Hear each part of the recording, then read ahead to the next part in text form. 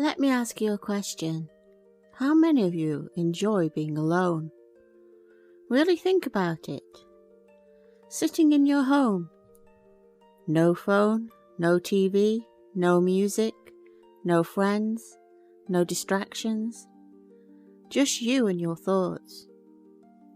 Now be honest. How many of you would start to feel restless within a few minutes? Maybe even anxious? That reaction tells us something important, because here's what I want you to understand. Solitude, time spent truly alone, is one of the greatest tools for developing intelligence. And yet, it's one of the things people fear the most. Today, I'm going to explain why some of the most intelligent people you'll ever meet not only tolerate solitude, but actually choose it.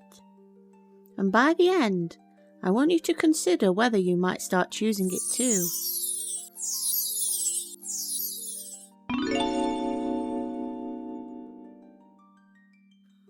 First, let's face the obvious. Most people hate being alone. You've probably heard someone say, "I can't stand silence," or "I always need people around me." Why do you think that is? It's because when we're alone, there are no distractions left. We are forced to face ourselves, to face our own thoughts, our own doubts, our own unfinished business, and that can be uncomfortable.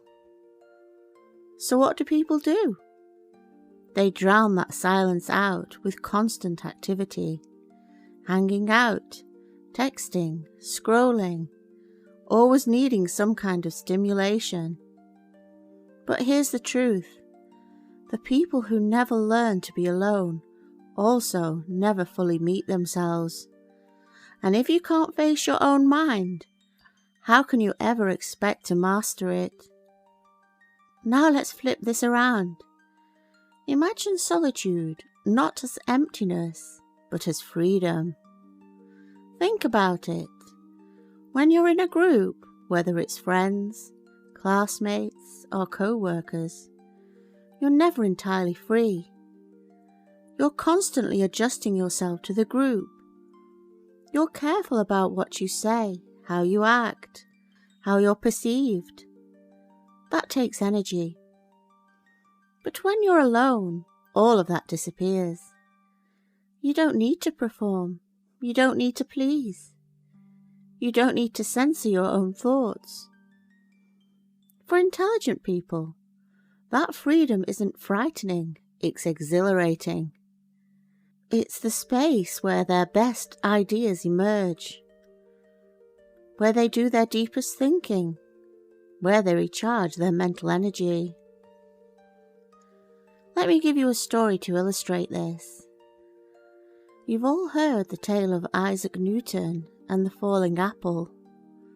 The story goes that he saw an apple fall from a tree, and this led him to the idea of gravity. Now, was it really that simple? Of course not. But here's the part most people overlook. Newton was in solitude. In fact, he had retreated from Cambridge during the plague, spending months largely alone in the countryside. And it was that solitude, not in a crowded lecture hall, that his most revolutionary ideas began to take shape. Solitude gave Newton the space to notice things that everyone else overlooked. It gave him the freedom to let his mind wander deeply enough to discover something entirely new. Now, let me ask you directly, how many of your opinions are truly your own? Take something simple, like the music you listen to. Did you discover it by accident? Or did you pick it up because your friends liked it? What about your fashion choices? Your political views? Even the slang you use? How much of it did you actually choose? Here's the uncomfortable truth. Most people's thoughts are borrowed. They reflect their group, not themselves. That's why intelligent people seek solitude. They realize that as long as they're immersed in a crowd, they're not really thinking independently. They're just echoing. Solitude is how they protect their originality. Let's pause here. I want you to take 10 seconds and think about one belief that you hold, something important to you. Ask yourself, did I arrive at this belief because I reasoned it out for myself, or because it was handed to me by my environment? That question alone can change the way you see your own mind. And now another point. There's a difference between being alone and being lonely. Loneliness is when you crave company but don't have it. Solitude is when you're content being with yourself. The people who fear solitude usually haven't cultivated their inner world. When they're alone, they feel bored, they feel empty. They need constant noise to fill the silence. But those who embrace solitude, they've built inner resources. They read deeply, they write, they create, they reflect. Their minds are rich enough to sustain them. Here's a quick thought experiment. Imagine two people sitting in empty rooms. One has never developed the ability to enjoy their own mind. They're restless, anxious, desperate for escape. The other has built an inner world of curiosity, reflection, and creativity. Same situation, completely different experience. Which one would you rather be? Think about great breakthroughs in art, science, philosophy.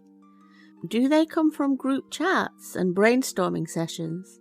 Sometimes, maybe, but more often they come from individuals who spend long stretches in solitude. Think of Darwin, quietly studying specimens for years before publishing his theories of evolution, or Emily Dickinson writing poems in her room that the world wouldn't even see until after her death. Silence, solitude, these are the conditions where originality flourishes. Why? Because the group enforces conformity. If you share an unusual idea too early, someone will laugh, dismiss it, or pressure you to abandon it. In solitude, you're free to let that strange idea grow into something extraordinary. Now let's talk about something very practical. Energy. Every social interaction, no matter how small, drains you. Think about a party where you might enjoy it, but afterwards you're tired. That's because you've been tracking dozens of cues, tone of voice, body language, unspoken social rules. Intelligent people notice this. They see that if they give away all their energy to endless social obligations, they'll have nothing left for their work, their passions, their thinking. So they guard their energy carefully. This doesn't mean they hate people. It means they're intentional. They'd rather have a few deep, meaningful relationships than scatter themselves across dozens of shallow ones. Something fascinating happens when you step back from constant social life. You begin to notice patterns. You see how often people are just seeking approval, how they wear masks to fit in, how they repeat the same routines without ever questioning why. Solitude gives you perspective. It allows you to observe without being absorbed. And that perspective can be unsettling at first. You might feel distant from others, but it also brings you clarity. You start to see the truth of human behaviour, and with that truth, you gain freedom. Here's another story. Henry David Thoreau, an American writer, once lived for 2 years in a small cabin near Walden Pond. He wanted to see what life was like stripped of unnecessary distractions. What did he discover? That solitude deepened his awareness. He wrote, "I never found the companion that was so companionable as solitude." For him, being alone wasn't isolation. It was intimacy with nature, with his own thoughts, with existence itself. Now here's the challenge. Choosing solitude takes courage. It's easy to keep yourself busy with constant noise, constant company.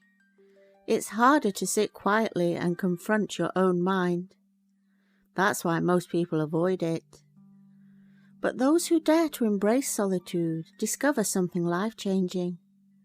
They find creativity, wisdom, and strength that simply can't be found in the crowd. By stepping away from constant social engagement, intellectual people see life more clearly. They notice patterns in human behavior, illusions of importance, the psychological mechanisms driving society. This clarity can be isolating because it makes participation in social rituals feel hollow. Yet it also brings authenticity, intellectual honesty, and independence of thought. So let me leave you with this. The intelligent person who chooses solitude is not antisocial. They are not broken. They are not missing out. They have simply discovered that solitude is not emptiness but fullness, the fullness of a mind free to think, free to create, free to see clearly. So here's my challenge to you. This week, set aside just 1 hour, no phone, no music, no distractions, just you and your thoughts. Notice what happens. Notice how uncomfortable it feels at first, and then notice what emerges once your mind settles. That, my philomaths, is where intelligence begins. Not in a crowd, but in quiet. People who choose solitude are not just intelligent, but terrifyingly so. They threaten the social structures that keep most people trapped in cycles of validation and conformity. Their independence reveals a kind of intelligence that is both rare and profoundly powerful. So, what do you think of this? Do you spend a lot of time on your own? Let me know, and let's discuss it. That's all for now. Take care. Bye.